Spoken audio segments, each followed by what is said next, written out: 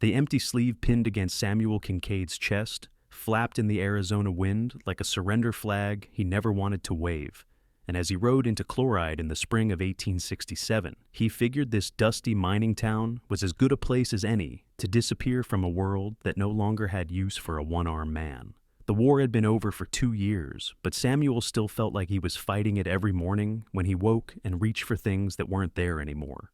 His left arm had been taken by a Confederate cannonball outside of Gettysburg, along with any dreams he had harbored about returning to his family's ranch in Colorado and running it the way his father had taught him. A man couldn't rope cattle with one arm, couldn't break horses properly, couldn't do much of anything that mattered in the West. He had been 23 when the surgeon sawed through bone and muscle, while Samuel bit down on a leather strap and prayed for unconsciousness. Now at 25, he felt ancient, hollowed out like the mines that dotted these Arizona hills. The war had taken more than his arm. It had taken the man he was supposed to become. Chloride sprawled before him in the afternoon heat, a collection of wooden buildings and canvas tents clinging to the slopes of the Surbit Mountains. Silver had been discovered here a few years back, and the town had swollen with prospectors, merchants, gamblers, and all the opportunists who followed precious metal like moths to flame. Samuel had no interest in silver. He had come here because it was far from Colorado, far from the pitying looks of his family, far from the girl who had been waiting for him before the war, and who couldn't quite hide her disappointment when he came back incomplete. The main street was rutted and dusty, lined with the usual establishments, a general store with supplies stacked in the windows, a saloon called The Lucky Strike, with tinny piano music drifting through the batwing doors, a livery stable that smelled of hay and horse manure, a small church with a crooked steeple. Samuel guided his horse, a patient bay gelding named Rusty, toward what looked like a boarding house at the end of the street.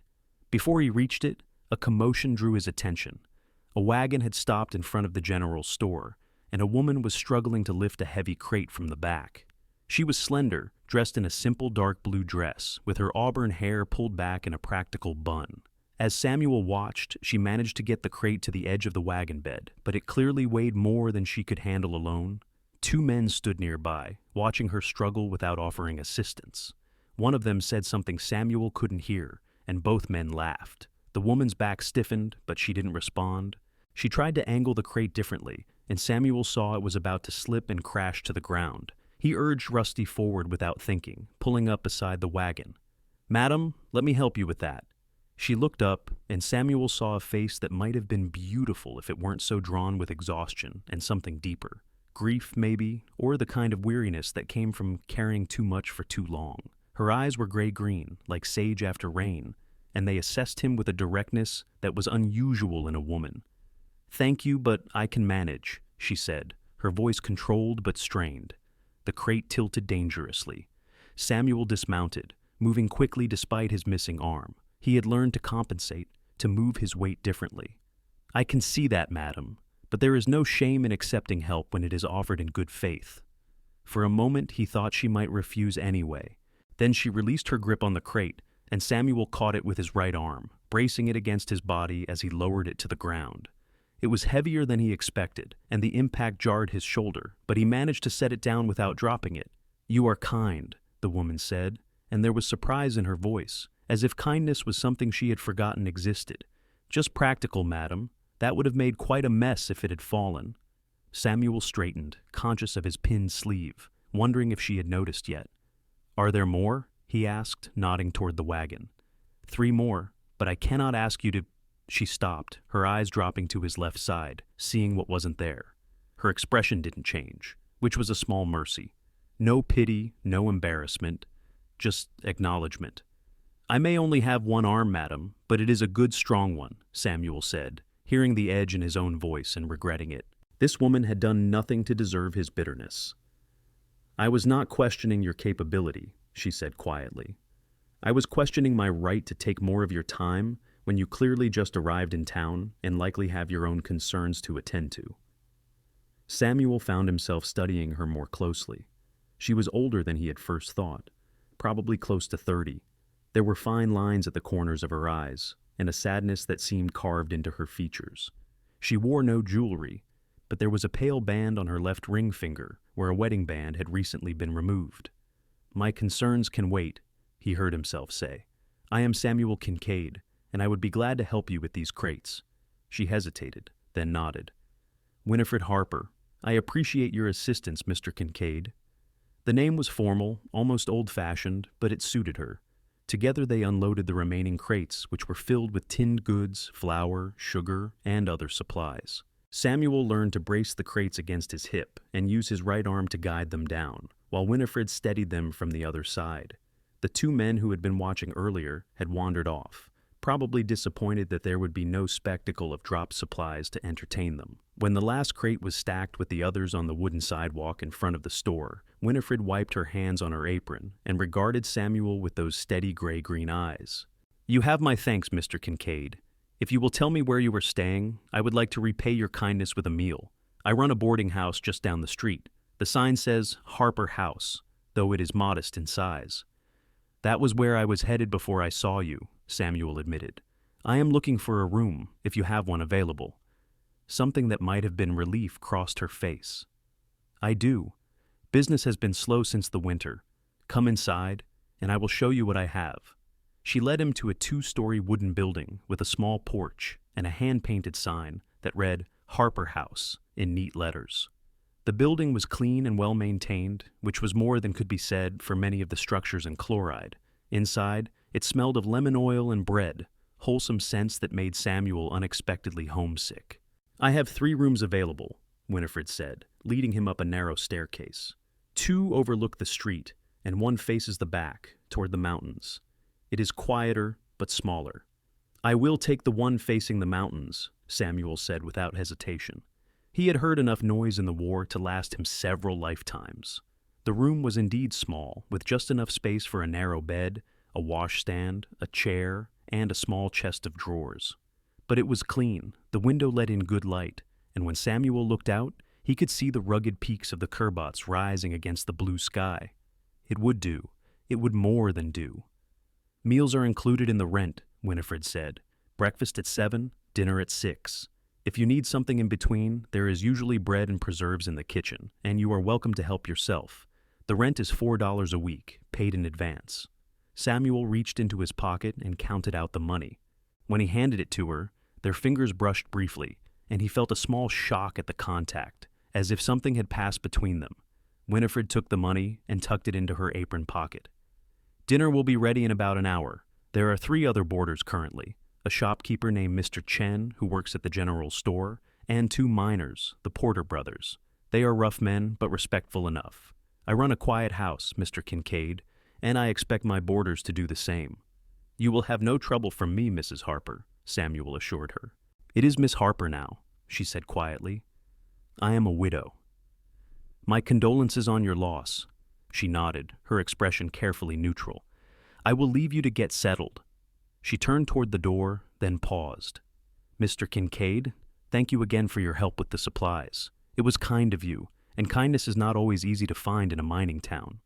After she left, Samuel sat on the edge of the bed and looked around his new room. He had been in worse places, much worse. During the war, he had slept in mud, in snow, in fields littered with the dead. This room, with its clean sheets and view of the mountains, was a palace by comparison. But it was also empty, like everything else in his life now. He unpacked his few belongings, an extra shirt, a pair of trousers, some undergarments, a razor and a bar of soap, a battered Bible his mother had given him before he left for the war, though he hadn't opened it in years, a small leather pouch containing the last of his pay and savings. Not much to show for 25 years of living. The dinner bell rang at precisely 6 o'clock, and Samuel made his way downstairs to find a small dining room with a table set for 6. The other boarders were already seated.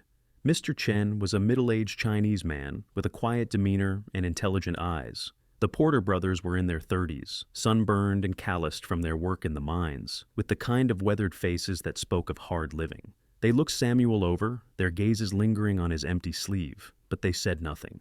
Winifred brought out the meal: roasted chicken, potatoes, carrots, and fresh bread with butter.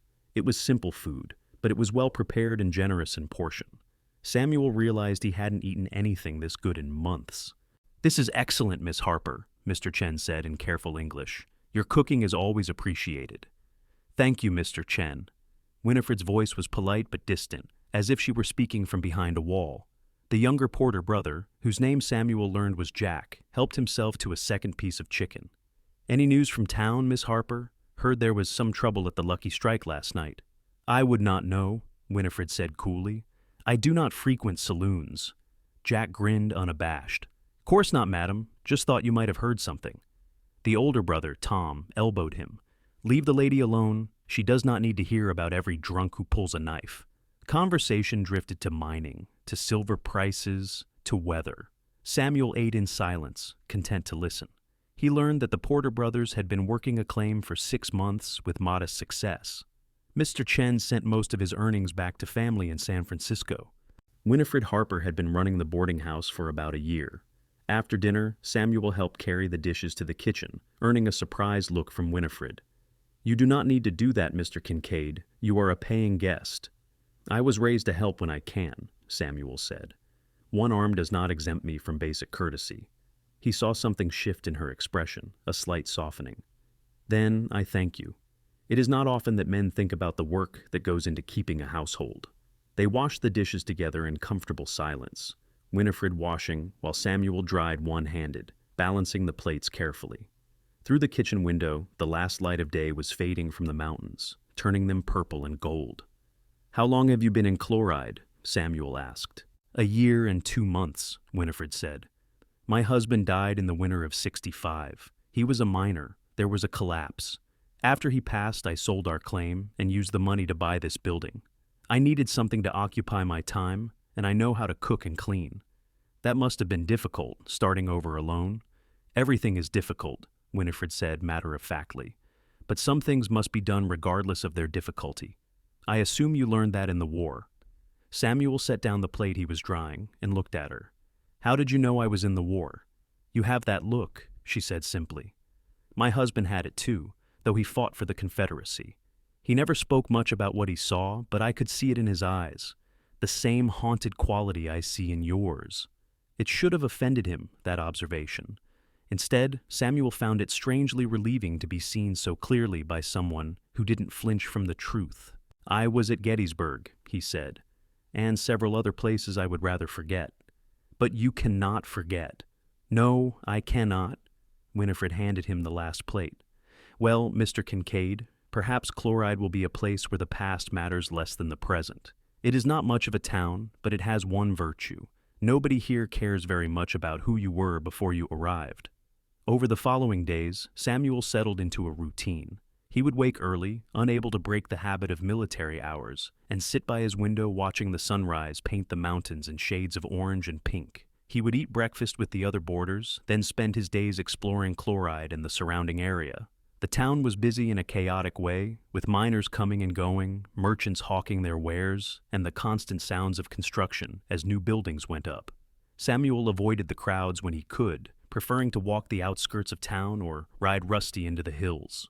The desert landscape was harsh but beautiful, full of saguaro cacti and creosote bushes and the occasional splash of wildflowers where water collected. He tried to figure out what he was going to do with himself. He had enough money to last a few months if he was careful, but then what? He couldn't mine, not with one arm. He couldn't do most of the jobs available in a town like this. He had been a rancher before the war, good with horses and cattle, but that life seemed impossibly far away now. In the evenings, he would return to Harper House for dinner, and afterward he would often help Winifred in the kitchen. It became an unspoken arrangement between them. She would cook, and he would help clean up, and sometimes they would talk about inconsequential things. The weather, a funny incident in town, a recipe she was trying to perfect. They never spoke about anything truly personal, but Samuel found himself looking forward to those quiet conversations more than he wanted to admit. There was something calming about Winifred's presence. She didn't try to cheer him up or tell him that everything would be fine. She just existed alongside him, another person trying to navigate a world that hadn't turned out the way either of them had expected. One evening, about 2 weeks after Samuel's arrival, he came back to Harper House to find Winifred standing on the front porch, staring down at something on the ground. Her face was pale, her hands clenched at her sides. "Miss Harper, is something wrong?" She pointed to a dead bird lying on the porch, its neck clearly broken. "This is the third one. Someone keeps leaving them here. Samuel felt anger rise in his chest. Who would do such a thing? I have suspicions, Winifred said tightly. There is a man named Edgar Sims who has been pressuring me to sell Harper House. He owns several properties in town, including the Lucky Strike. He wants to expand, and my building sits on land he desires. I have refused his offers, and he has not taken kindly to that. Have you spoken to the marshal? Winifred laughed, but there was no humor in it. The marshal drinks at the Lucky Strike every night. He and Sims are close friends. I do not think I would receive much help from that quarter. Samuel bent down and picked up the bird carefully, cupping it in his right hand. It was still warm. Show me where you want me to dispose of this. She led him around to the back of the building, where there was a small yard with a vegetable garden and a few scraggly trees. Samuel found a spot near the fence and used a stick to dig a shallow hole, grateful that the ground was soft from a recent rain. It was awkward work with one hand, but he managed. He buried the bird and tamped down the earth. When he turned back, Winifred was watching him with an expression he couldn't quite read. You did not have to do that, she said quietly. Nobody should have to bury threats on their own doorstep, Samuel replied. This Sims fellow, is he dangerous? I do not know. He is a bully, certainly. He likes to intimidate people. But whether he would actually harm someone, I cannot say. She wrapped her arms around herself despite the warm evening. I should not be telling you all this. It is not your concern. You gave me a room when I needed one, Samuel said. You have fed me good meals and asked for nothing in return except basic courtesy. That makes your troubles my concern, if you will allow it. Winifred looked at him for a long moment. You are a strange man, Samuel Kincaid. Most people in this town look out only for themselves. I spent 3 years watching men die for causes they barely understood, Samuel said. It taught me that the only thing that matters in this life is how we treat each other. Everything else is just noise. Something in her expression cracked, just slightly, and for a moment, he saw past the walls she kept so carefully maintained. He saw grief and loneliness and a fierce determination to keep standing no matter what the world threw at her. I thank you, she said simply. Now, we should go inside. Dinner is nearly ready. That night, after the other boarders had retired, Samuel sat on the front porch in the darkness, listening to the sounds of Chloride settling down for the night. Piano music drifted from the Lucky Strike. Dogs barked in the distance. Somewhere, a woman laughed. He was still there an hour later when he saw a figure moving in the shadows across the street. A man watching the boarding house. Samuel stood slowly, his hand instinctively going to his belt where he used to carry a pistol. He didn't have one anymore. He had sold it months ago when money got tight. The figure noticed Samuel's movement and melted back into the darkness, disappearing down an alley. Samuel stood there for a few more minutes, making sure whoever it was didn't return, then went inside and locked the door. The next morning, Samuel walked to the general store and spent some of his dwindling funds on a used pistol and ammunition. The shopkeeper, a thin man with spectacles, raised his eyebrows at the purchase. You expecting trouble, mister? Just being prepared, Samuel said. Can you recommend someone who might teach me to shoot left-handed? The shopkeeper scratched his chin thoughtfully. There is an old prospector lives up in the hills, fellow named Jonas Pike, lost his right arm in a mining accident years back, but I have seen him shoot rabbits for his dinner. He might be willing to help, if you ask nice, and maybe bring him a bottle of whiskey as an inducement. Samuel got directions to Pike's claim and rode up there the next afternoon. The old prospector turned out to be a grizzled man in his 60s with keen eyes and a skeptical manner. But when Samuel explained his situation and offered the whiskey, Pike softened. Losing an arm is not the end of the world, Pike said, taking a swig from the bottle. But you got to retrain everything, your balance, your aim, your whole way of moving. You willing to put in the work? I am. Then we will start tomorrow, come at dawn, and bring that pistol of yours. For the next 2 weeks, Samuel rode up to Pike's claim every morning and spent hours practicing. At first, it was frustrating beyond measure. His aim was terrible, his hand shook, and he kept overcorrecting. But gradually, painfully, he began to improve. Pike was a harsh teacher, but a good one, showing Samuel how to adjust his stance, how to use his body weight differently, how to compensate for not having a second hand to steady his aim. You are never going to be as fast as a two-armed man, Pike said bluntly, but you can be accurate, and accuracy matters more than speed if you shoot smart. Samuel practiced until his arm ached and his ears rang from the gunfire. He practiced drawing and firing, reloading one-handed, shooting from different positions. Pike made him practice until he could hit a tin can at 20 paces more often than not. "That will do," the old prospector finally said. "You are not going to win any competitions, but you can defend yourself and yours if it comes to that. Just remember, the best gunfight is the one you avoid altogether." Samuel thanked Pike and rode back down to Chloride, feeling something he hadn't felt in a long time. Capable. He still had only one arm, but he had proven to himself that he could learn new skills, could adapt, could be useful. That evening, when he helped Winifred with the dishes, she noticed the gunpowder stains on his hand. "You have been practicing shooting," she observed. "How did you know?" "You have that smell, and your fingers are blackened. Are you planning to become a gunslinger, Mr. Kincaid?"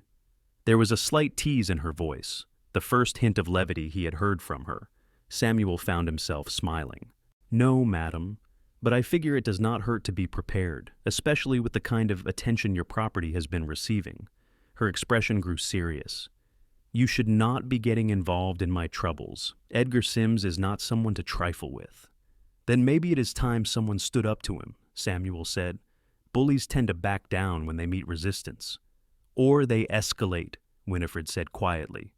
"I would not want to see you hurt on my account." Samuel set down the dish he was drying and looked at her directly. "Miss Harper, I have spent the last 2 years feeling useless, like I was just taking up space in a world that no longer had any need for me. If standing up to a bully gives me a purpose, even a small one, then I am grateful for the opportunity. So please do not ask me to stay out of it, because I have already decided that I will not." Winifred's eyes were bright with some emotion he could not quite name. "You are a stubborn man. I have been told that before. It is not necessarily a criticism." She hesitated, then added softly, "You are not useless, Samuel. I hope you know that." It was the first time she had used his given name, and hearing it from her lips sent an unexpected warmth through his chest. "I am trying to believe that," he said honestly. "Some days are easier than others. I understand that feeling quite well." She dried her hands on her apron. "After my husband died, I felt like half a person. Like I had lost not just him, but some essential part of myself. Starting this boarding house was my way of proving I could still function, still contribute something. It seems to me you have succeeded admirably. Some days I am not so sure." She looked around the kitchen at the clean surfaces and organized shelves. "But I keep trying. That is all any of us can do, is it not? Just keep trying." They finished the dishes in companionable silence, and when Samuel went up to his room later, he found himself thinking about Winifred Harper in ways that surprised him. She was not a conventionally beautiful woman, worn down as she was by grief and hard work. But there was a strength in her that drew him, a quiet resilience that matched something in his own battered soul. He was attracted to her, he realized, not just physically, though there was that too, but more deeply. He was drawn to her steadiness, her refusal to crumble under pressure, her way of facing each day with grim determination. She reminded him of the best parts of himself, the parts he thought the war had destroyed. It was a dangerous thing to feel, he knew. He had nothing to offer a woman, no prospects, no future, no wholeness. She deserved better than a broken-down ex-soldier who could barely afford his own room and board, but the feeling was there nonetheless, growing stronger each day. 2 nights later, Samuel was woken by the smell of smoke. He bolted upright, his soldier's instinct screaming danger. He pulled on his trousers and boots and ran downstairs to find Winifred in her nightgown, standing in the front hallway, staring at the door. Smoke was seeping in around the frame. "Someone set a fire on the porch," she said, her voice remarkably calm despite the circumstances. "I just discovered it." Samuel grabbed a blanket from the parlor and threw open the front door. A small pile of debris had been set alight on the porch, the flames just beginning to catch on the dry wood of the building itself.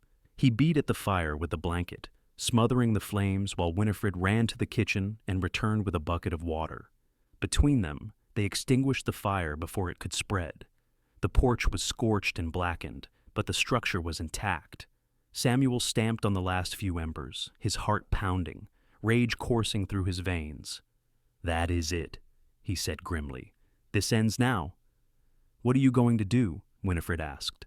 I am going to have a conversation with Edgar Sims. Samuel, it is the middle of the night, and you cannot be certain it was him. Who else would it be? Samuel looked at the burned debris, at the damage to her porch. He is trying to terrorize you into selling. It will not stop unless someone makes it stop. The other boarders had been woken by the commotion. Mr. Chen came down in his nightclothes, took in the scene, and immediately offered to stand watch for the rest of the night. The Porter brothers, surprisingly, volunteered to go with Samuel to confront Sims. We have been hearing things around town, Tom Porter said, about how Sims operates. Maybe it is time someone stood up to the son of a dog. An hour later, as dawn was just beginning to lighten the eastern sky, Samuel and the Porter brothers walked into the Lucky Strike. The saloon was nearly empty at this hour, just a few stragglers from the night before slumped over tables. Edgar Sims was behind the bar, counting receipts. He was a large man, fleshy and prosperous looking, with cold blue eyes and a smile that never reached them. When he saw Samuel and the Porters walk in, his expression hardened. We are closed, he said flatly. Then we will not be long, Samuel said. I am here to talk to you about Winifred Harper. What about her? The threats stop now. The dead birds, the midnight visitors watching her house, and especially the fire tonight. All of it stops. Sims set down his receipts slowly. I do not know what you are talking about. Yes, you do.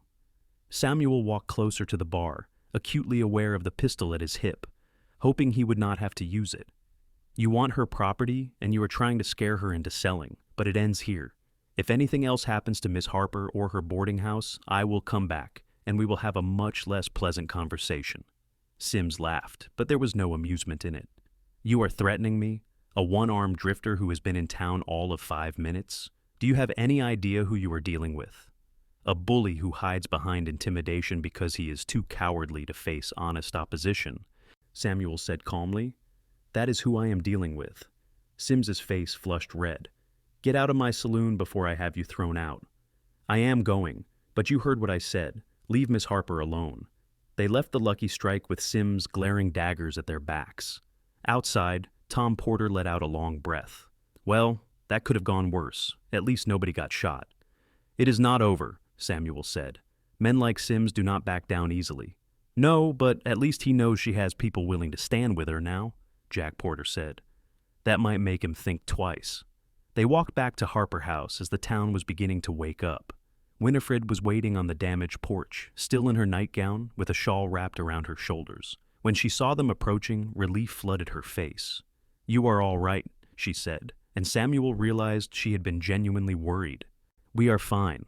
I had a conversation with Sims. I cannot promise it will solve the problem, but at least he knows you are not alone now. Winifred looked at him for a long moment, then did something that surprised them both. She stepped forward and hugged him, her arms wrapping around his chest, her head resting briefly against his shoulder. It lasted only a few seconds before she pulled back, her cheeks flushed with embarrassment. Forgive me. That was inappropriate. I just thank you, all of you. She included the Porter brothers in her gratitude. Thank you for standing up for me. It was the right thing to do, Samuel said, still feeling the ghost of her embrace, the warmth of her body against his. The day passed in a strange sort of tension. Samuel kept expecting retaliation from Sims, but nothing happened. Winifred went about her usual business with Mr. Chen's help, cleaning up the damage to the porch and preparing meals. But there was a new wariness in her eyes, a constant vigilance. That evening after dinner, Samuel found her in the small parlor, sewing by lamplight. She was mending a tablecloth, her needle moving with practiced efficiency. May I join you? He asked. Of course. He sat in the chair across from her, watching her work for a moment before speaking. I have been thinking. About what? About the fact that I need to find some kind of work. My savings will not last forever, and I cannot keep living on charity. You pay your rent, Mr. Kincaid. That is hardly charity. Even so, I need a purpose beyond just existing. The question is, what can a one-armed man do in a mining town? Winifred set down her sewing and regarded him thoughtfully. You are good with horses. I have seen you with your gelding, and you are patient, which is a rare quality. Have you considered working at the livery stable? I doubt the owner would want to hire someone with my limitations. You might be surprised. Old Mr. Thompson, who runs the stable, is getting on in years. He has been looking for help. At the very least, you could ask. It was good advice, and the next morning Samuel walked to the livery. The stable was a large wooden structure that smelled of hay, leather, and horse sweat. He found the owner, a bow-legged man in his 60s with white hair and kind eyes, mucking out a stall. "Mr. Thompson? My name is Samuel Kincaid. I am looking for work, and Winifred Harper suggested I speak with you." Thompson straightened, leaning on his pitchfork. His eyes went to Samuel's empty sleeve. "Miss Harper sent you, did she? Well, any friend of hers is worth talking to. What kind of work are you looking for?" "Anything involving horses. I grew up on a ranch in Colorado. I can ride, I can care for horses, I can do basic veterinary work. I lost my arm in the war, but I have learned to compensate." "Show me," Thompson said simply. For the next hour, Samuel demonstrated his skills. He groomed a horse one-handed, using brushes and combs with the ease of long practice. He picked out hooves, checked teeth, mixed feed. He saddled and bridled a fractious mare that Thompson said nobody else wanted to deal with, speaking to her in a low, calm voice until she settled. When he was finished, Thompson nodded slowly. "You know your way around horses, I will give you that. The question is whether you can do the heavy work. There is mucking stalls, hauling feed, moving hay bales. It is not gentle labor." "I am stronger than I look," Samuel said, "and I am willing to work harder than a man with 2 arms to prove I can do the job." Thompson studied him for a long moment, then made a decision. "All right, I will give you a trial. 2 weeks, and we will see how it goes. Pay is 50 cents a day, and you work from dawn until dusk. If it does not work out, no hard feelings." Samuel felt something loosen in his chest, a knot of tension he had been carrying for months. "Thank you, sir. You will not regret this. We will see about that. You can start tomorrow." Samuel walked back to Harper House feeling lighter than he had in years. He had work, real work, work that mattered. He would be earning his keep instead of slowly draining his savings. It was not much, but it was a start. When he told Winifred the news over dinner, she smiled, and it transformed her face. For the first time since he had met her, she looked truly happy. "I am so pleased for you, Samuel. Mr. Thompson is a good man. He will treat you fairly. It was your suggestion that made it possible. Thank you. You did the work yourself. I merely pointed you in a direction." The other boarders congratulated him as well, and the meal took on an almost celebratory air. Even the usually quiet Mr. Chen offered a toast with his tea, wishing Samuel success in his new endeavor. That night, lying in his narrow bed, Samuel stared at the ceiling and marveled at how much his life had changed in just a few weeks. He had come to Chloride expecting nothing, looking for a place to disappear. Instead, he had found purpose, friendship, and something else he was only beginning to acknowledge: hope, and perhaps, just perhaps, the beginnings of love. The work at the livery was hard, just as Thompson had warned. Samuel's muscles ached in new ways as he adapted to doing heavy labor one-handed. Mucking stalls was awkward, requiring him to develop new techniques for using the pitchfork and wheelbarrow. Hauling feed sacks meant carrying them differently, balancing the weight against his body. Moving hay bales was perhaps the hardest task, requiring him to use his legs and core strength to compensate for his missing arm. But Samuel had endured worse.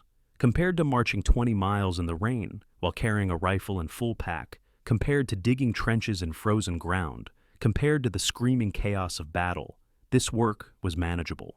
More than manageable, it was satisfying. He was doing something useful, contributing, earning his place in the world. Thompson proved to be a patient employer, offering suggestions when Samuel struggled with a task, but never making him feel inadequate.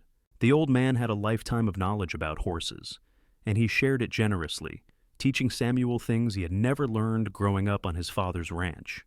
"A horse can sense fear and uncertainty," Thompson said one afternoon as they worked with a young stallion that had been brought in for training. "But they can also sense confidence and calm. You have to project what you want them to feel, understand?" Samuel found that he had a gift for the work. The horses responded to him, perhaps sensing something in his own brokenness that made him less threatening than other men. He could approach even the most skittish animals and eventually gain their trust through patience and quiet persistence. His favorite task was caring for Rusty, his own gelding, who had earned his keep by taking on some of the lighter work around the stable. Samuel made sure Rusty got the best feed and the most attention, grateful for the companionship of the faithful horse who had carried him across half the territory. The days fell into a comfortable rhythm. Samuel would wake before dawn, dress quickly, and head to the livery. He would work until midday when Thompson would insist he take a break for lunch, usually bread and cheese that Samuel brought from Harper House. Then he would work until dusk, return to the boarding house tired and dirty, clean up, and join the others for dinner. The evenings were his favorite time. After helping Winifred with the dishes, he would often sit with her in the parlor while she did her sewing or mending. Sometimes they talked, sometimes they simply enjoyed the companionable silence.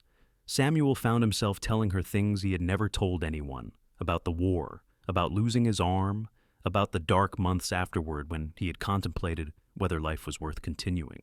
"I thought about just riding into the desert and not coming back," he admitted one evening. "It seemed easier than trying to figure out how to live as half a man." Winifred's hands stilled on her sewing. "I am glad you did not. So am I now. But at the time, I could not see any reason to keep going. Everything I had been, everything I thought I would become, was gone." "But you are discovering that is not true," Winifred said gently. "You are still Samuel Kincaid. You are still capable and kind and strong. The loss of your arm does not change those essential qualities." "It is easy to believe that when I am here, with you," Samuel said, then immediately felt his face heat with embarrassment. "I mean, in Chloride, with the work and everything." But Winifred was looking at him with an expression that made his heart race. "I know what you meant, Samuel, and I feel the same way. Your presence here, it has made a difference, not just in dealing with Edgar Sims, but in everything. You have reminded me that there is kindness in the world, that not everyone is motivated by greed or self-interest." They looked at each other across the small parlor, and Samuel felt something shift between them, like a door opening onto possibilities he had not dared to imagine. "Winifred," he began, then stopped, not sure how to continue. "Yes? I want you to know that He struggled to find the right words. "These weeks here have been the happiest I have had since before the war, and that is largely because of you." Her eyes were bright in the lamplight. "Samuel, I need to be honest with you. When you first arrived, I saw you as just another boarder, someone who would stay a few weeks and move on like so many others have. But you have become important to me, more important than is perhaps wise." "Why would that not be wise?" "Because I am a widow, and widows are expected to mourn. Because you are a young man with your whole life ahead of you. Because this is a small town, and people talk. Because I am afraid of caring for someone again and having them taken from me." Samuel stood and crossed to her chair, kneeling beside it so they were at eye level. "I cannot promise that nothing bad will ever happen. I cannot promise I am any kind of catch, with only one arm and whatever money I can earn working at a livery stable. But I can promise that I care for you, Winifred Harper, and if you will allow it, I would very much like to court you properly." Her hand came up to touch his face, her fingers gentle against his cheek. "I am 31 years old, Samuel. You are what, 25? Age is just a number. What matters is whether we make each other's lives better." "You do make my life better," she whispered. "You make me remember what it feels like to look forward to tomorrow instead of just enduring it." Samuel leaned forward, giving her plenty of time to pull away if she wanted, but she did not pull away. Their lips met in a kiss that was gentle and tentative and full of hope. When they separated, both of them were breathing hard, emotions running high. "Yes," Winifred said softly. "You may court me, Samuel Kincaid, though I suspect this town will have much to say about it." "Let them talk," Samuel said with more confidence than he felt. "I stopped caring what people thought the day I lost my arm, and realized the world would judge me no matter what I did." They sat together on the small sofa, Winifred's head resting on Samuel's shoulder, his right arm around her waist. It felt right in a way nothing had felt right in years. Two broken people, finding wholeness in each other. The next few weeks were among the best of Samuel's life. He worked hard at the livery, earning Thompson's trust and respect. In the evenings, he courted Winifred with a formality that seemed old-fashioned but felt appropriate. They took walks through town together, attended church services on Sunday, and spent long evenings talking about everything and nothing. The other boarders noticed the change in their relationship and seemed pleased by it. Mr. Chen smiled whenever he saw them together. The Porter brothers teased Samuel good-naturedly, but made it clear they approved. The town's reaction was more mixed. Some people were happy for the widow Harper, saying it was good to see her moving on with her life. Others whispered that it was unseemly, that she had not mourned long enough, that Samuel was too young for her. Samuel ignored the gossip as best he could, though Winifred sometimes seemed troubled by it. "Does it bother you, what they say?" she asked him one evening as they sat on the porch, watching the stars come out. "Not in the slightest," Samuel said honestly. "I have learned that the only opinions that matter are those of the people I care about. Everyone else is just noise." "You are very wise for someone so young." "I am not that young. The war aged me considerably." Winifred took his hand, threading her fingers through his. "Tell me about your family. You have never spoken much about them." Samuel was quiet for a moment, gathering his thoughts. "I have 2 brothers, both younger. My father runs a ranch in Colorado, raising cattle and horses. It is good land, productive. Before the war, I was supposed to take over eventually. I was the eldest, and it was expected. But now you think you cannot? I know I cannot. Running a ranch requires 2 good arms. My brothers will inherit instead, which is as it should be. They are capable men. Have you been back since you were wounded?" "Once, briefly, after I was discharged. But I could not stay. Everyone looked at me with such pity, such disappointment. My mother tried to hide it, but I could see it in her eyes. Her son, the war hero, had come home broken. The girl I had been courting before I left took one look at me and found reasons why we could not continue our understanding. I left after a week and have not been back since." Winifred squeezed his hand. "Their loss is my gain then, though I am sorry you experienced such pain. It brought me here, to you. So perhaps it was meant to be." They sat in comfortable silence for a while. Then Winifred said quietly, "I should tell you about my husband. It seems only fair since we are being honest with each other. Only if you want to. His name was Robert Harper. He was a good man, but not a happy one. He had been a soldier in the Confederate Army, and like you, the war changed him. He drank too much, had nightmares every night. We married quickly after the war, both of us looking for something to hold on to in a world that had been turned upside down. I cared for him, but I am not sure I ever truly loved him. Not the way I am beginning to love you." Samuel felt his heart skip a beat at her words. "You love me?"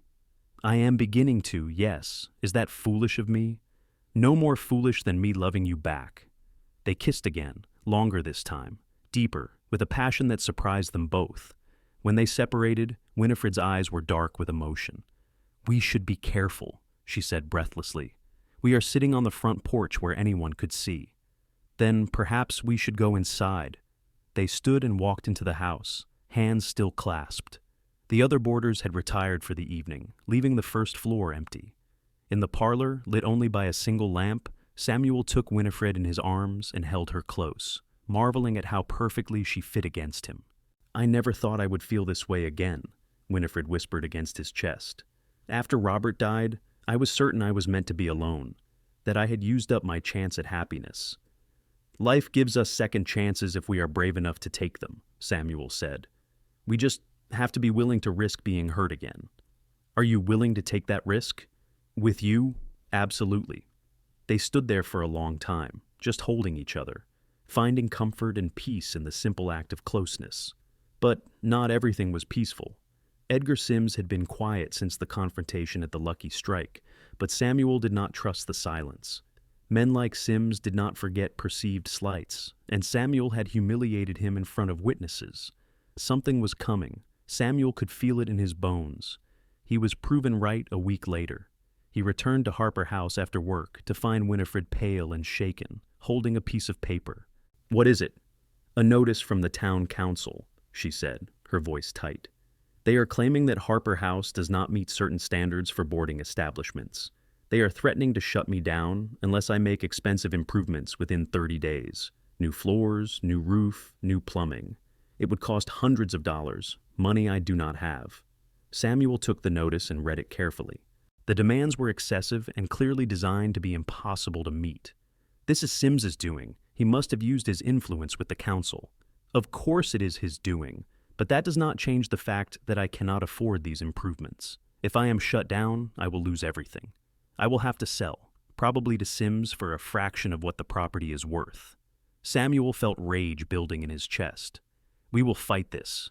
There must be something we can do. What can we do against the town council? I do not know yet, but we will figure it out. They called an emergency meeting with the other boarders and explained the situation. To Samuel's surprise and gratitude, everyone immediately volunteered to help. We can do some of the repairs ourselves, Tom Porter said. My brother and I have done construction work. We can handle the floors at least, if we can get materials. I know a supplier who owes me a favor, Mr. Chen said quietly. I can get wood and nails at a reduced price. I do not have much money saved, Samuel said, but what I have is yours. Winifred looked around at them all, tears in her eyes. I cannot ask you to do this. It is too much. You are not asking, Samuel said firmly. We are offering. You have given all of us a home when we needed one. Now it is our turn to help you keep it. For the next 3 weeks, the boarding house became a hive of activity. The men worked on repairs in every spare moment they had. Tom and Jack Porter tore up the old worn floorboards in the common areas and laid new ones. Samuel and Mr. Chen patched holes in the roof and replaced broken shingles. They all pitched in to upgrade the simple outhouse to a more elaborate facility that met the council's plumbing standards. Winifred kept everyone fed and organized, managing supplies and making sure the work proceeded efficiently. Some of the townspeople, seeing what was happening, donated materials or labor. Old Man Thompson from the livery brought over surplus lumber he had stored in his barn. The minister's wife organized a group of church ladies to sew new curtains and linens. Even the shopkeeper who had sold Samuel his pistol contributed paint and brushes. Not everyone was helpful, though. Edgar Sims made sure to ride by regularly, sneering at their efforts. You are wasting your time, he called out one day. The council will find some other reason to shut you down, even if you meet these requirements. Then I guess we will deal with that when it happens, Samuel called back, not bothering to hide his contempt. The night before the 30-day deadline, they worked until well past midnight, putting the final touches on everything. When they finally stopped, exhausted and covered in dust and paint, Harper House looked better than it had in years.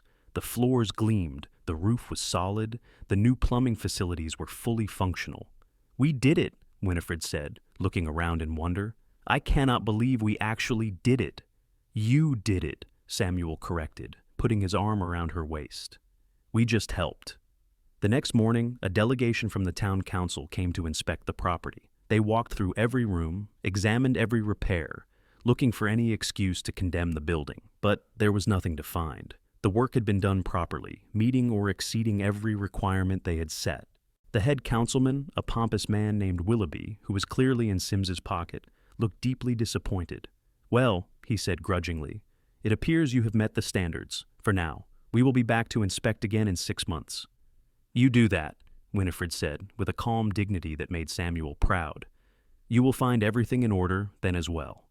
After the council left, there was a moment of stunned silence. Then everyone erupted in cheers. They had won.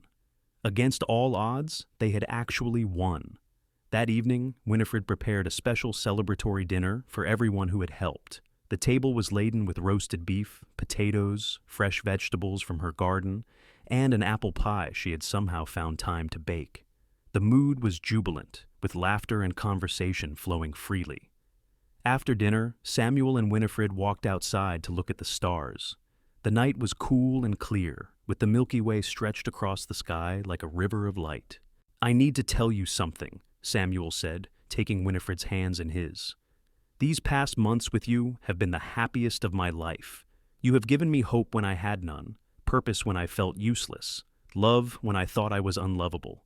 I know I do not have much to offer. I am just a stable hand with one arm and a small amount of savings. But I love you with everything I have, and if you will have me, I would be honored to be your husband. Winifred's eyes filled with tears. Oh, Samuel, you have everything to offer. You have a good heart, a strong spirit, and more courage than any man I have ever known. Yes, I will marry you, 1,000 times, yes. They kissed under the stars, and Samuel felt something he thought had been destroyed forever finally heal. He was whole again, not because he had regained his arm, but because he had found someone who saw past his brokenness to the man he truly was.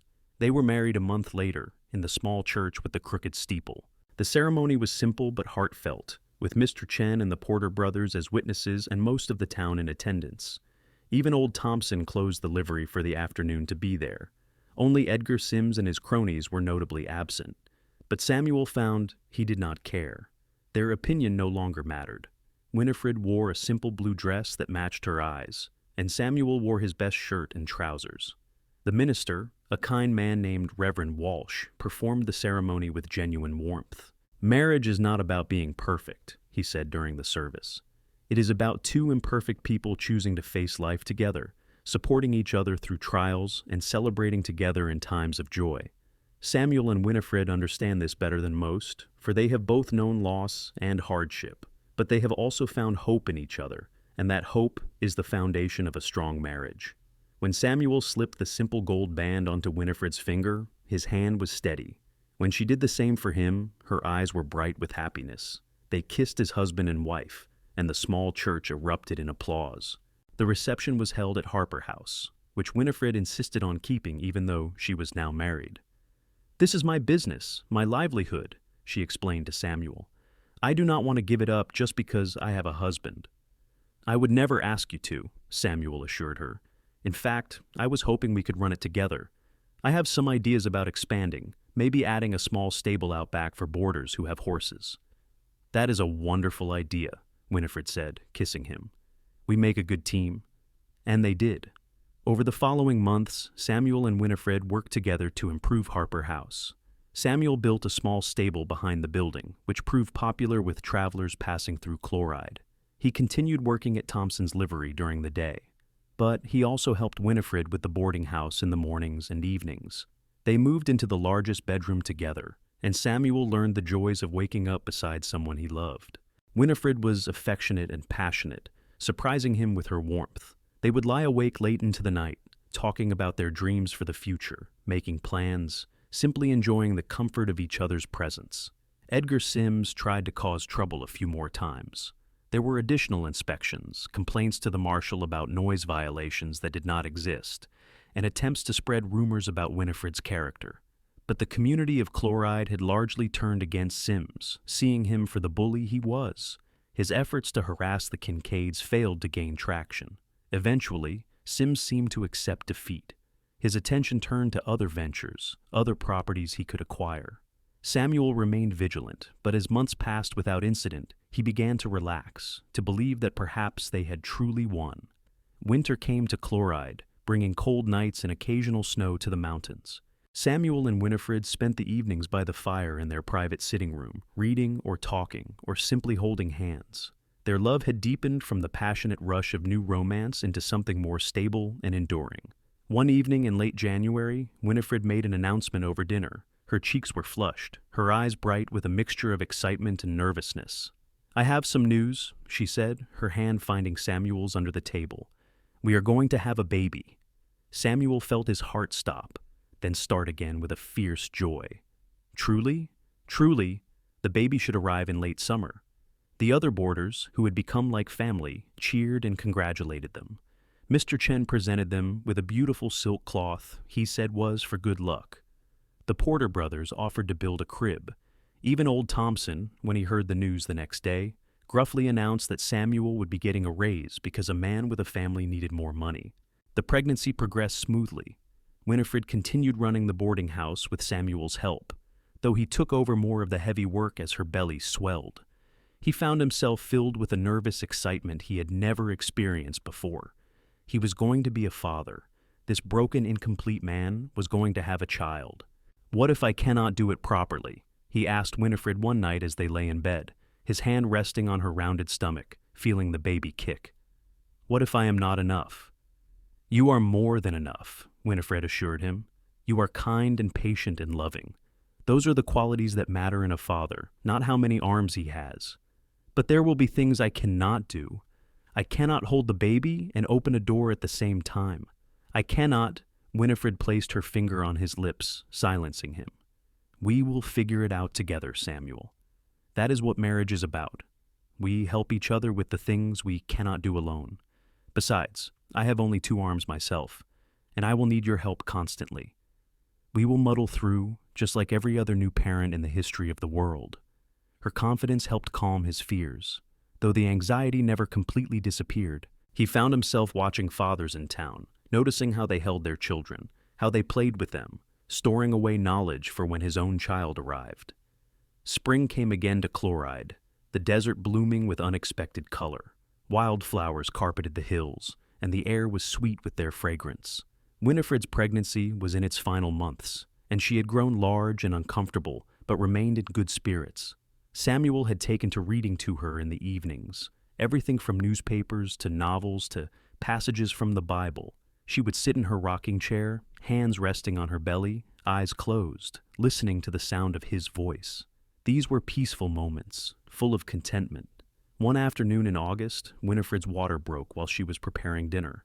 Samuel, who had been tending to horses in the small stable, heard her call and ran inside to find her gripping the kitchen table, her face tight with pain. "It is time," she said through clenched teeth. Samuel's military training kicked in, overriding his panic. He helped Winifred to their bedroom, sent Mr. Chen running for the doctor and the midwife, and got Winifred settled as comfortably as possible.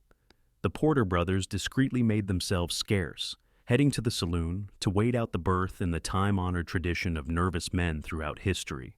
The midwife, a competent woman named Mrs. Patterson, arrived quickly and took charge. The doctor came shortly after, though Mrs. Patterson made it clear she had delivered hundreds of babies and knew exactly what she was doing. "You should wait outside," Mrs. Patterson told Samuel. "No," Winifred said firmly, gripping Samuel's hand. "He stays with me?" Mrs. Patterson looked like she wanted to argue, but saw the determination in Winifred's face and nodded. "Very well, but stay out of the way and do not faint. I do not have time to deal with unconscious husbands." The labor lasted through the afternoon and into the evening. Samuel had thought he knew what pain looked like after his experiences in the war, but watching Winifred suffer was somehow worse than anything he had endured himself. He felt helpless, able to offer nothing but his presence and his hand for her to squeeze. "You are doing wonderfully," he told her during a brief respite between contractions. "You are the strongest person I have ever known." "I do not feel strong," Winifred gasped. "I feel like I am being torn in half." "That is what strong looks like sometimes," Samuel said. "Not the absence of pain, but the courage to keep going despite it." As night fell over Chloride, the baby finally came. Samuel heard the cry before he saw the child, a lusty wail that announced a healthy pair of lungs. Mrs. Patterson worked efficiently, cutting the cord and cleaning the baby, while the doctor tended to Winifred. "It is a boy," Mrs. Patterson announced, wrapping the baby in a clean blanket and placing him in Winifred's arms. "A good-sized, healthy boy." Samuel looked down at his son and felt his eyes fill with tears. The baby was red and wrinkled and perfect, with a shock of dark hair and tiny fists that waved in the air. As Samuel watched, the baby's eyes opened, unfocused but searching, and seemed to look right at him. "Hello, little one," Samuel whispered. "I am your father." Winifred was crying too, tears of joy and relief streaming down her exhausted face. "He is beautiful. Oh, Samuel, he is perfect." "Just like his mother," Samuel said, kissing her forehead. They named him Daniel Robert Kincaid, honoring Winifred's late first husband while giving him his own identity. Daniel was a good baby, healthy and strong, with a curious nature that showed itself even in infancy. He would lie in his crib, studying the world around him with solemn dark eyes. Samuel learned to care for his son one-handed, developing techniques through trial and error. He learned to cradle Daniel in the crook of his right arm while doing other tasks with his hand. He learned to change diapers by using his knee to hold Daniel still while his hand did the work. He learned to warm bottles of milk and test the temperature against his wrist. There were frustrating moments, times when he fumbled and felt inadequate. But there were also transcendent moments, like the first time Daniel smiled at him, or the night Daniel fell asleep on Samuel's chest, his tiny body warm and trusting. "You are a natural," Winifred said, watching Samuel rock Daniel to sleep one evening. "I do not feel like a natural. I feel like I am making it up as I go along." "That is what all parents do, Samuel. Nobody really knows what they are doing. We just love them and try our best and hope it is enough. As Daniel grew from infant to toddler, Samuel discovered that his missing arm was less of a hindrance than he had feared. Daniel never knew any different. To him, his father had always had one arm, and it was simply normal. When Daniel started walking and needed help, he would grab Samuel's hand without hesitation. When he wanted to be carried, he would raise his arms to Samuel with complete trust. Harper House continued to thrive. Word had spread about the clean, well-run boarding house and the honest couple who operated it. They had a steady stream of boarders, and the small stable Samuel had built was always full. They were not wealthy by any means, but they were comfortable, with enough money to meet their needs and a little left over for savings. Samuel continued working at Thompson's livery as well, though the old man had begun talking about retirement. "I am getting too old for this work," Thompson admitted one day. "My bones ache in the mornings, and I do not move as fast as I used to. I have been thinking about selling the stable." "To whom?" Samuel asked, alarmed at the thought of his mentor leaving. "Well, I was hoping you might be interested. You know the business as well as I do now. Better, in some ways. You have a gift with horses that I never had. I would sell it to you for a fair price, and you could pay me over time." Samuel was stunned. "Mr. Thompson, I do not have the kind of money needed to buy a livery stable, even with generous terms. You have enough for a down payment, I would wager, and I trust you to pay the rest. Think about it, Samuel. You could run your own business, build something for your boy to inherit someday." Samuel discussed it with Winifred that evening, after Daniel was asleep. She listened carefully as he laid out the opportunity and the challenges. "It is a risk," she said thoughtfully, "but it is also a chance to build something more. You are good at what you do, Samuel. You could make this work." "What if I fail? What if we lose everything?" "Then we start over, just like we have before. But I do not think you will fail. You are too stubborn and too capable." After much thought and careful calculation of their finances, Samuel agreed to Thompson's terms. They drew up a contract, shook hands, and just like that, Samuel Kincaid became the owner of Chloride Livery. Thompson stayed on for a few months to help with the transition, then retired to live with his daughter in Tucson. Running the livery was challenging, but deeply satisfying. Samuel hired a young man named Peter to help with the heavy work, and together they kept the business running smoothly. Samuel's reputation for honest dealing and skill with horses attracted customers from throughout the region. Ranchers would bring their problem horses to him, knowing he would take the time to understand what was wrong and fix it patiently. One day, a rancher brought in a young horse that had been traumatized by rough treatment. The animal was wild-eyed and skittish, flinching away from any human contact. "I am about ready to shoot him," the rancher said in disgust. "Cannot get near him without him trying to kick my head off." Samuel studied the horse, seeing the fear in its eyes. "Leave him with me for a month. I will see what I can do." The rancher agreed, clearly thinking his horse was beyond help. Samuel set the animal up in a paddock, where it could see and hear the other horses, but had its own space. Then he simply left it alone for several days, allowing it to settle and realize it was safe. After that, Samuel began the slow process of earning the horse's trust. He would sit in the paddock, not approaching, just being present. He would talk to the horse in a low, calm voice, telling it stories about his life, about Daniel, about anything that came to mind. Gradually, the horse's fear began to ease. After a week, the horse allowed Samuel to approach. After 2 weeks, it would take treats from his hand. After 3 weeks, Samuel could touch it, running his hand along its neck and shoulder. By the end of the month, the horse was following Samuel around like a puppy, completely transformed. When the rancher came to collect his animal, he could not believe the change. "What did you do to him?" "I just gave him time to heal," Samuel said simply, and showed him that not all humans are cruel. He is a good horse. He just needed someone to believe that. Word of Samuel's skill spread, and more people brought him difficult animals. Each one was a challenge. Each one required patience and understanding. But Samuel found he had a gift for this work, perhaps because he understood what it was like to be broken and need time to heal. Daniel grew into a bright, energetic child. He loved following his father around the livery, chattering endlessly and asking questions about everything. Samuel would hoist him up to sit on the fence and watch as horses were trained, explaining what he was doing and why. "When I am big, I want to work with horses just like you, Papa," Daniel announced one day. "You can do anything you want, son," Samuel told him. "The world is full of possibilities. Winifred had suggested they might have another child, and Samuel found himself hoping for it. He had discovered that being a father was the most meaningful thing he had ever done. Daniel had taught him that his missing arm did not define him, that he was capable of so much more than he had believed possible. When Daniel was 3 years old, Winifred became pregnant again. This pregnancy was more difficult than the first, with more sickness and exhaustion. Samuel took on extra responsibilities at home, caring for Daniel and managing Harper House while Winifred rested as much as possible. The baby, a girl they named Sarah Jane, arrived on a cold February morning. She was smaller than Daniel had been, with Winifred's auburn hair and Samuel's dark eyes.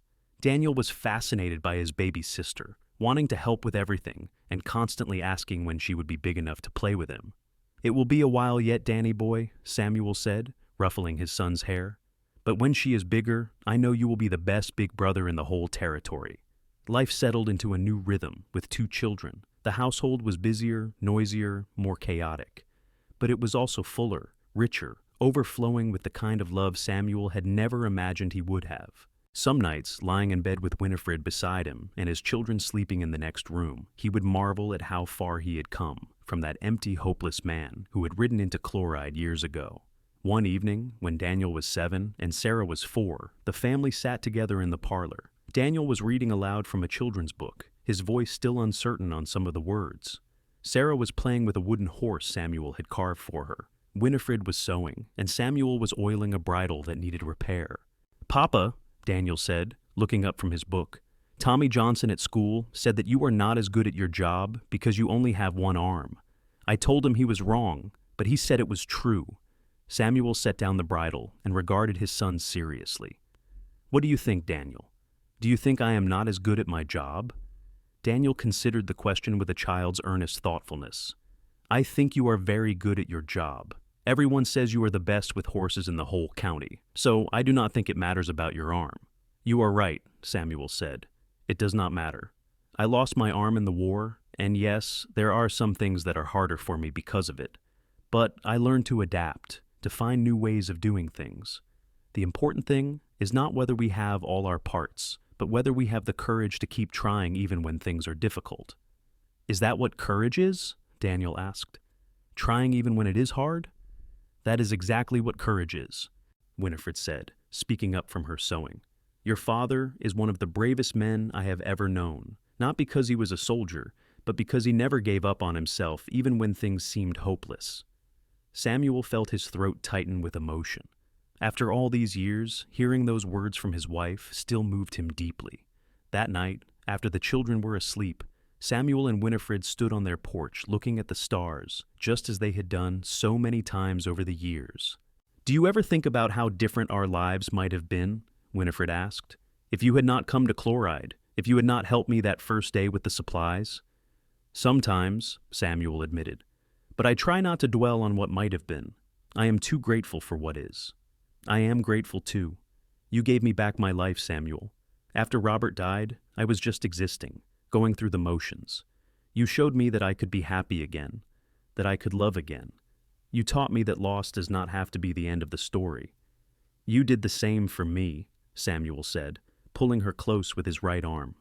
"I came here thinking I was half a man, worthless, with nothing to offer the world. You showed me I was wrong. You saw me as whole when I could not see it myself. You loved me when I did not love myself. You gave me hope." They stood there in the darkness, 2 people who had been broken and had found wholeness in each other. Around them, Chloride slept, the little mining town that had become their home. Inside Harper House, their children dreamed peacefully. At the livery, Samuel's horses rested in their stalls. Everything was quiet. Everything was at peace. "I love you," Winifred whispered. "I love you too," Samuel replied. "With everything I am, everything I have, everything I will ever be." And in that moment, under the vast Arizona sky, Samuel Kincaid understood something profound. He had thought the war had taken everything from him, had left him incomplete and broken. But he had been wrong. He was not defined by what he had lost, but by what he had found: love, purpose, family, hope.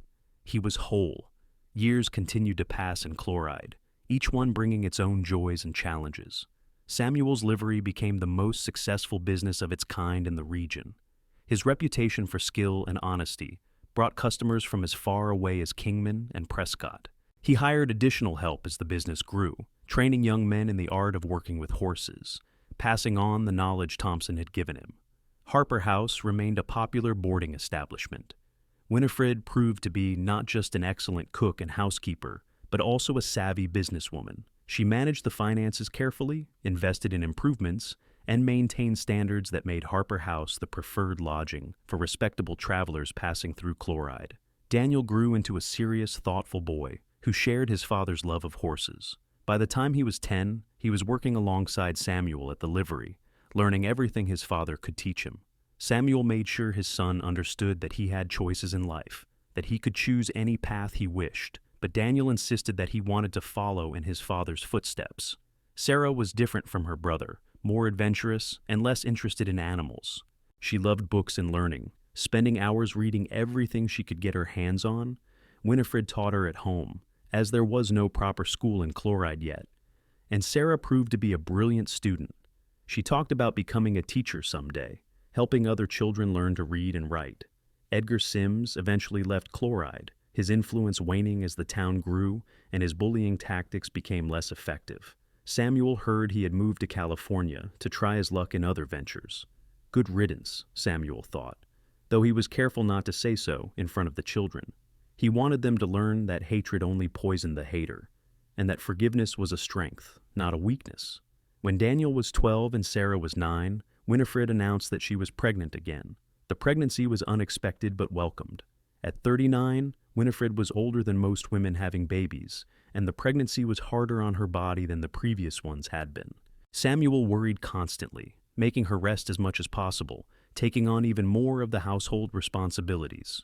The baby, another boy they named Thomas after the elder Porter brother, who had become such a good friend over the years, arrived in the spring. He was small but healthy, with a fierce determination evident from the moment he drew his first breath. Daniel and Sarah were delighted to have a baby brother, competing for the privilege of helping care for him. Thomas's birth coincided with good fortune for the Kincaid family. A wealthy rancher from California, having heard of Samuel's reputation, offered him a lucrative contract to train a string of thoroughbred horses. The money from that single contract was more than Samuel usually made in a year. He and Winifred discussed carefully how to use the windfall. "We could expand the stable," Samuel suggested. "Build more stalls, hire more help. Or we could finally add that second floor to Harper House that we have been talking about," Winifred countered, "with proper guest rooms instead of the small spaces we have now." In the end, they decided to do both, though it would require taking on debt and careful management.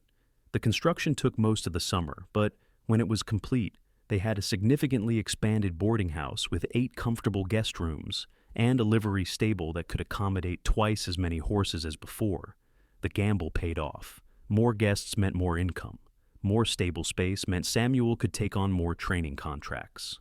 Within 2 years, they had paid off the construction debt and were actually beginning to build savings beyond what they needed for daily expenses. "We should think about the future," Winifred said one evening as they reviewed their finances. "About education for the children, about what will happen when we are too old to work." "You are thinking very practically," Samuel teased. "Someone in this family has to," Winifred retorted, but she was smiling. "We have been blessed, Samuel. We have more than we ever thought we would have. I want to make sure we are wise with it." They began setting aside money for the children's education. Daniel would likely take over the livery eventually, but Samuel wanted him to have options to learn reading and mathematics and business practices. Sarah was bright enough to attend a proper school, maybe even a women's college back east if she wanted. Thomas was too young to know what path he would choose, but they wanted him to have opportunities as well. When Daniel turned 15, Samuel officially made him a partner in the livery business. It was a symbolic gesture more than anything else, as Daniel would not have full ownership until Samuel retired or passed away, but it gave the boy pride and a sense of investment in his work. "I will not let you down, Papa," Daniel said solemnly as they shook hands on the arrangement. "You could never let me down, son," Samuel assured him. "I am already proud of the man you are becoming." Sarah, at 12, announced that she wanted to start teaching other children in Chloride. Many families had moved to town as the mines prospered, and while there was a small schoolhouse now, It was overcrowded and poorly managed. I could teach the younger children, Sarah said earnestly, reading and writing, basic mathematics. I know I am young, but I have been studying hard, and I think I could do it. Winifred looked at Samuel, and he saw his own pride reflected in her eyes. Their daughter wanted to contribute, to use her gifts to help others. If you want to try, we will support you, Samuel said. But it will be hard work, and some parents might not take you seriously because of your age. I will work harder than anyone, Sarah promised, and I will prove to them that I am a good teacher. She did exactly that. Sarah began by offering free lessons to a few children whose parents could not afford the overcrowded schoolhouse. Word spread quickly about the patient, knowledgeable young teacher, and soon Sarah had a dozen students meeting in Harper House's dining room every afternoon. Parents began offering to pay for her services, and by the time Sarah was 14, she was running a legitimate school and earning her own income. Thomas grew into a rambunctious, happy child who loved being outdoors and getting into mischief. At 5 years old, he was fascinated by everything and everyone, constantly asking questions and exploring the world around him. He was particularly close to Daniel, following his big brother everywhere and trying to imitate everything he did. One afternoon, Thomas wandered into the livery while Samuel and Daniel were working with a particularly difficult horse. The animal was nervous, dancing sideways and showing the whites of its eyes. Samuel was speaking to it in his calm, steady voice, trying to get close enough to check an injured hoof. Thomas, not understanding the danger, started to walk toward the horse. Daniel saw the movement and quickly scooped up his little brother, carrying him to safety just as the horse kicked out, its hoof striking the air where Thomas had been standing. Samuel felt his heart stop, then restart with painful intensity. He finished with the horse quickly, then went to where Daniel was holding a crying Thomas. "You saved your brother's life," Samuel said to Daniel, his voice shaking slightly. "You were watching, you were aware, and you acted quickly. I am proud of you." "I was scared," Daniel admitted. "When I saw Tommy walking toward that horse, all I could think was that I had to get him out of the way." "That is what courage is," Samuel said, "being scared but acting anyway to protect someone you love." That evening, Samuel held Thomas extra tight as he put him to bed, grateful beyond words that his son was safe. Winifred found him later, standing in Thomas's room, watching the boy sleep. "You cannot protect them from everything," she said gently, taking Samuel's hand. "I know, but I will try anyway." When Samuel was 39 and Winifred was 45, they received word that Samuel's father had died. The news came in a letter from one of Samuel's brothers, along with a request that Samuel come home to Colorado for the funeral and the reading of the will. Samuel had not been back to Colorado in nearly 14 years, not since that painful visit right after he lost his arm. He had exchanged occasional letters with his family, formal updates that revealed little of substance. His parents knew he was married, knew he had children, knew he ran a stable in Arizona, but they did not really know him anymore, did not know the man he had become. "You should go," Winifred said firmly. "He was your father. You need to say goodbye, and you need to see your family." "I do not know if I want to see them," Samuel admitted. "They represent a life I left behind, a version of myself that no longer exists."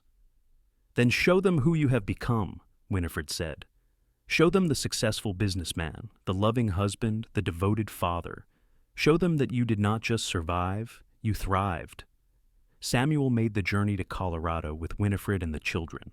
It was Thomas's first time leaving Arizona, and the boy was fascinated by everything he saw. The train ride was long but comfortable, and they arrived in Denver in early autumn when the leaves were turning gold. Samuel's family ranch was north of Denver, nestled in the foothills of the Rockies.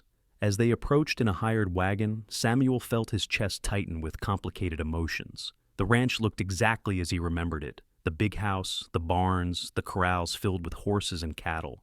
It was beautiful, prosperous, everything a Colorado ranch should be. His brothers, James and William, met them at the door. They were men now, both in their 30s, weathered and capable. They greeted Samuel with genuine warmth, embracing him and welcoming Winifred and the children.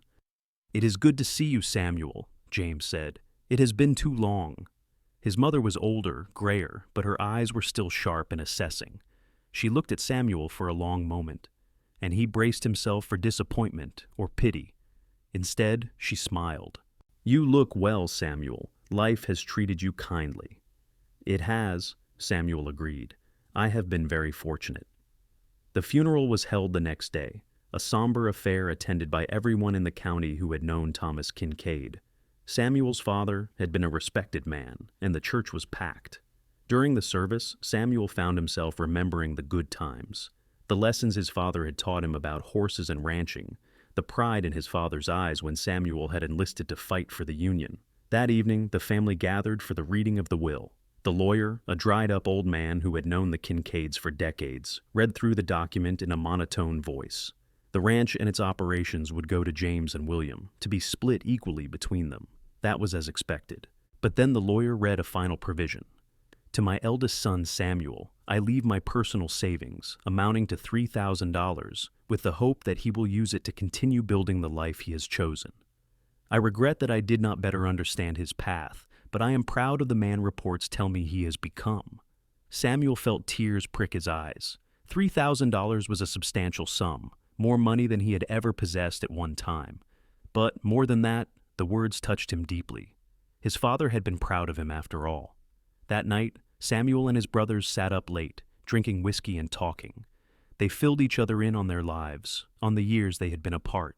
Samuel learned that James had married and had 2 children. William was engaged to a local rancher's daughter. Both men spoke with pride about running the ranch, about continuing their father's legacy.